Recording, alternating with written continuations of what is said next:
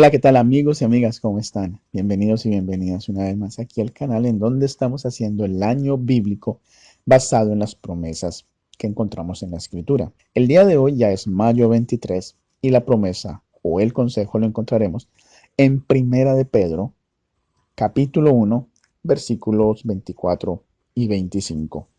Dice la escritura, porque toda carne es como hierba y toda la gloria del hombre como flor de la hierba. La hierba se seca y la flor se cae, mas la palabra del Señor permanece para siempre.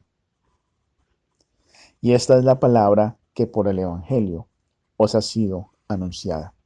Cuando nosotros leemos estos pasajes, básicamente lo que nos está diciendo el apóstol Pedro es que la palabra de Dios tenemos que siempre verla desde una perspectiva del Evangelio, desde la perspectiva de las buenas noticias, porque evangelio significa eso, significa las buenas noticias. Entonces, si nosotros leemos todo el capítulo 1 de esta carta, en donde por supuesto Pedro está haciendo su introducción al mensaje que desea darle a aquellos que están en la diáspora judía, es decir, los que tuvieron que salir de Israel, de Jerusalén y de Israel, a otras naciones debido a las guerras, a las persecuciones, lo que se llamaba los expatriados, lo que se llamó la dispersión, que es lo mismo que la diáspora judía, aquellos que se tuvieron que ir, aquellos que después, bueno, contando un poco con la historia, y los que quedaron, los que se fueron a otras naciones, cuando Babilonia se los llevó cautivos, cuando luego Persia los dejó salir por medio de Esdras y Nehemías para volver a restaurar a Jerusalén. Y muchos de ellos quedaron por fuera, muchos judíos anhelando, porque para ellos era un anhelo regresar a Jerusalén, pero debido a tantas cosas que sucedieron no pudieron regresar. A todos esos que estaban en el exilio, en la diáspora, en la dispersión, Pedro les está escribiendo a ellos. Quiere decir que Pedro les está escribiendo a judíos que han aceptado al Mesías, que han aceptado a Yeshua, que han aceptado a Jesús como su salvador personal, pero siguen siendo obviamente judíos porque esa es su nacionalidad y están afuera de Jerusalén. Y Pedro les está escribiendo a ellos y les está escribiendo una guía, porque las cartas no eran simplemente cartas de salud o una carta de amistad, no. Las cartas del Nuevo Testamento, todas son una guía para la vida cristiana, son una guía para la vida en Jesús, son una guía para caminar con Dios, porque el mismo Pedro aquí en esta carta él les dice a ellos que tienen que ser santos como Dios es santo.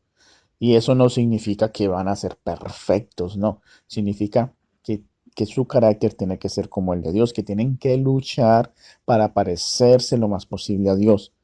Eso es lo que Pedro les está diciendo a todos aquí.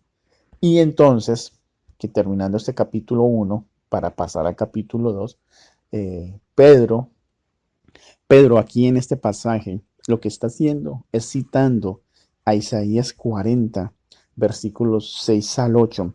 Es una cita, una alusión al profeta Isaías. Es interesante que Pedro no dice, Pedro no dice de dónde está tomando esa cita. Así que esto significa que las personas que estaban leyendo a Pedro sabían perfectamente a qué estaba Pedro haciendo referencia. Sabían perfectamente que era una cita de Isaías y cuando uno va a Isaías 40, uno descubre que en Isaías 40 Dios está consolando a Jerusalén, que Dios le está diciendo a Jerusalén que le perdona sus pecados, le está diciendo que la consuela, le está diciendo que la ama. Luego el mismo Isaías dice que Dios aquí habla de lo que vendría a ser Juan el Bautista, porque en el versículo 3 habla de Juan el Bautista en el sentido profético, de aquel que iba a preparar camino de Jehová.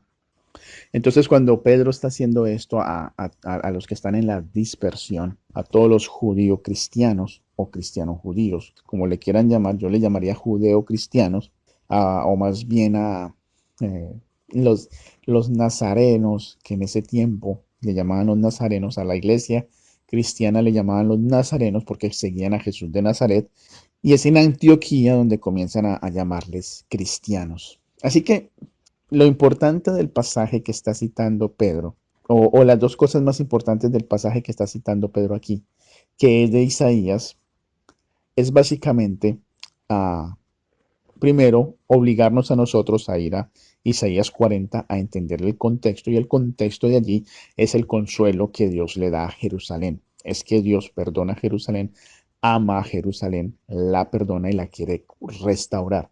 Ese es el primer punto principal. El segundo punto principal es que la palabra de Dios permanece para siempre. Nosotros nos deterioramos y morimos. El ser humano, como la hierba, nace, crece, florece y se seca y muere. Esa es la vida del ser humano hasta que Cristo venga. Pero Pedro está poniendo un énfasis especial, es en la palabra de Dios, en la palabra de Jehová, la cual permanece para siempre. Y en lo que está haciendo entonces con esto es certificando a los que están en la dispersión, a los judeocristianos, les estás certificando que la palabra de Dios y la palabra de Jesús, la palabra que ellos están predicando en sus cartas para ellos y que también les han llevado de forma presencial, esa palabra permanece para siempre. Esa palabra, en esa palabra hay esperanza, en esa palabra hay fe, en esa esperanza hay seguridad de que las promesas de Dios se van a cumplir. Y esa palabra es el Evangelio, las buenas noticias que ha sido anunciada. Entonces el consejo que tú y yo podemos extraer de este pasaje, después de uno leer Primera de Pedro 1 y llegar aquí a lo último, la promesa que podemos extraer para nosotros es confiar plenamente en la palabra de Dios, porque la palabra de Dios permanece para siempre. Es decir, que la palabra de Dios ni desaparece, ni cambia. No, la palabra de Dios es nuestra seguridad, por eso es una promesa, es nuestra seguridad de que la bendición viene detrás. La bendición para nosotros es esa, que la palabra de Dios permanece para siempre. Y la palabra de Dios contiene las promesas de Dios. ¿Qué significa esto? Que las promesas de Dios permanecen para siempre, y esas promesas son las buenas noticias, el Evangelio de Jesús. Así que mi invitación es simple: confía en la palabra de Dios, confía en sus promesas, confía en lo que Jesús ha dicho, porque la palabra de Dios, la Biblia como nosotros la conocemos, es el testimonio escrito de Dios para sus hijos. No siendo más, nos encontraremos el día de mañana con una nueva promesa, un nuevo consejo. Que Dios les bendiga. Si te ha gustado este video, te invito para que te suscribas si no lo has hecho y para que le des clic en la campanita, y de esta manera YouTube te avise cuando subo mi próximo video. También te invito para que escribas en la caja de comentarios y me dejes tus impresiones. Y si me quieres apoyar, lo puedes hacer también con un like, con un me gusta, y también para que compartas este video a aquellas personas que tú creas que se pueden beneficiar con este tipo de contenidos.